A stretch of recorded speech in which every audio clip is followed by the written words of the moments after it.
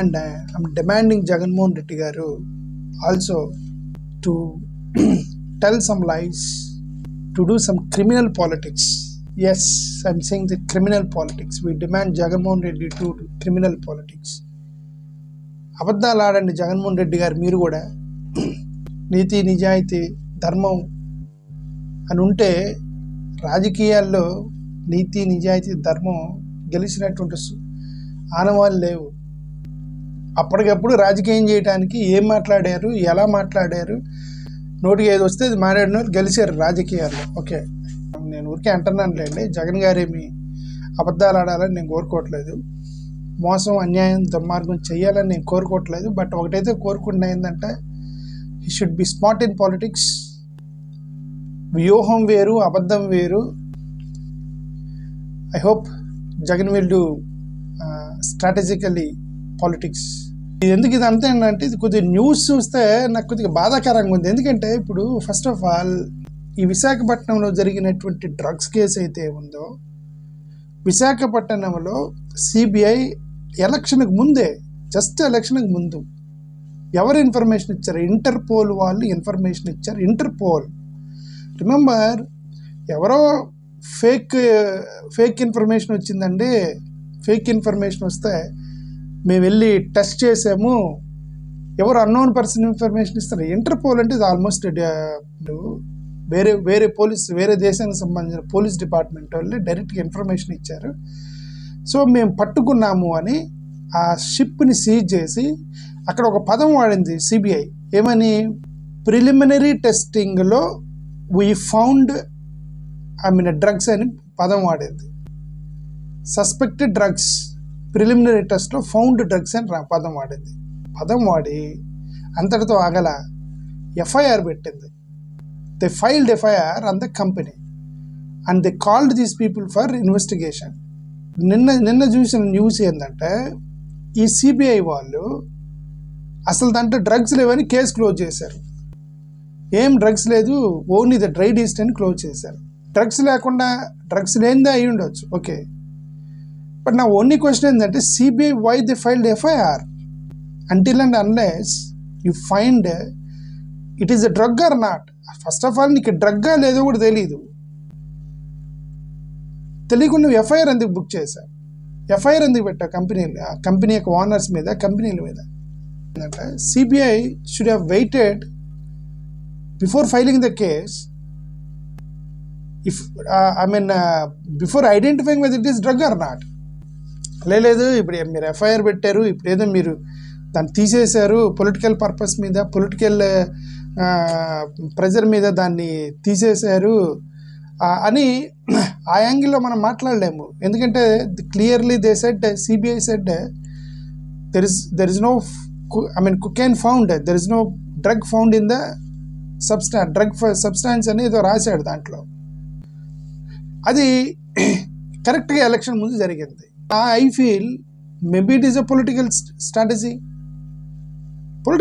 అయి ఉండొచ్చు కదా. జగన్మోహన్ రెడ్డి గారు ఒక 4 రోజులు ఎలక్షన్ ఉందనగా డ్రగ్స్ పట్టుకున్నారని చెప్పి ఒక పెద్ద రచ్చ చేసి, జగన్ గవర్నమెంట్లో డ్రగ్స్ ట్రాన్స్ఫర్ చేస్తున్నారని చెప్పేసి పెద్ద రచ్చ జరిగింది.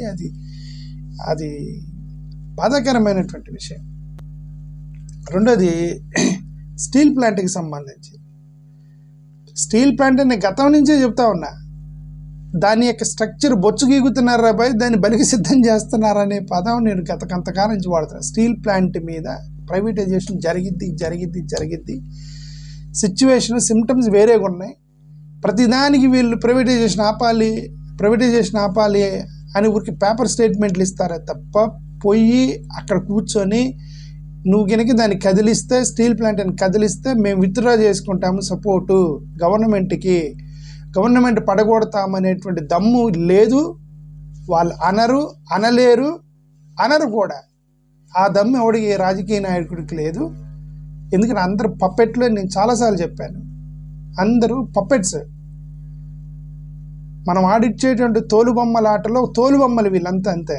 ఎవరికి ఎక్కడ ధైర్యం లేదు. వాళ్ళు అనరు, పేపర్ స్టేట్మెంట్లు ఇస్తారు, మ్యానిపులేట్ చేస్తారు. స్టీల్ ప్లాంట్ని ఆంధ్రుల ఆత్మగౌరవం ఆత్మగౌరవం అని అంటారే తప్ప నిజంగా ఎవరికీ గౌరవం లేదు స్టీల్ ప్లాంట్ మీద.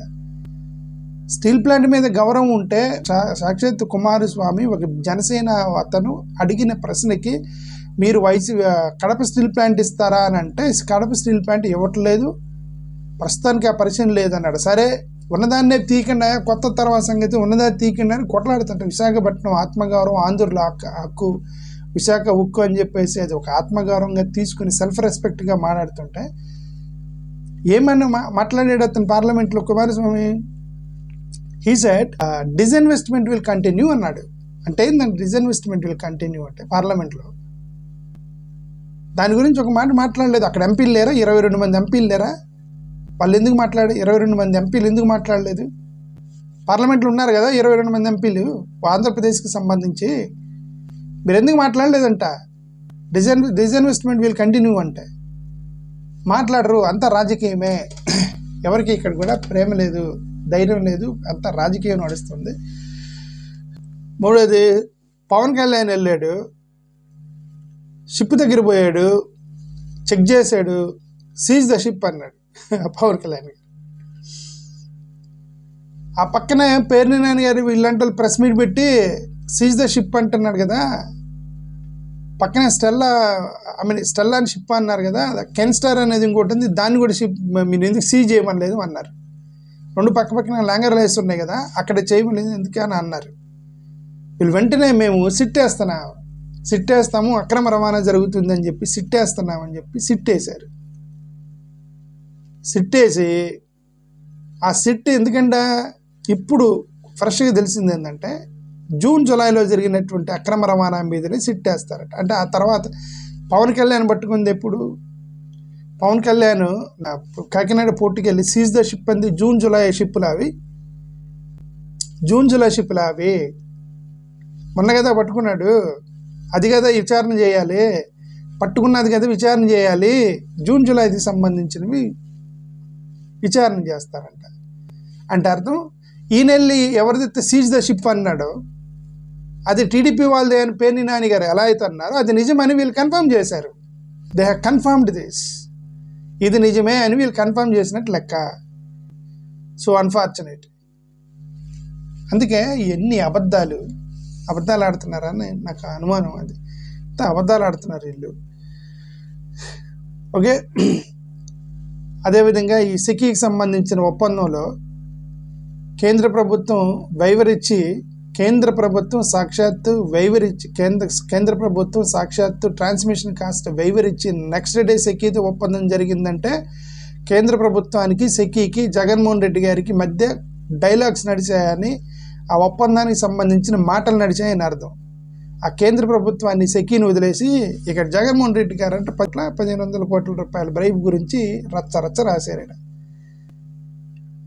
There is nothing is true. ఆంధ్రప్రదేశ్లో జరుగుతున్నది ఏది కూడా నిజం కాదు, మొత్తం అబద్ధమని నాకు అర్థమవుతుంది. అందుకే ఐ డిమాండ్ జగన్ గారు కూడా అబద్ధం ఆడాలని కోరుకుంటున్నాను. Thank you.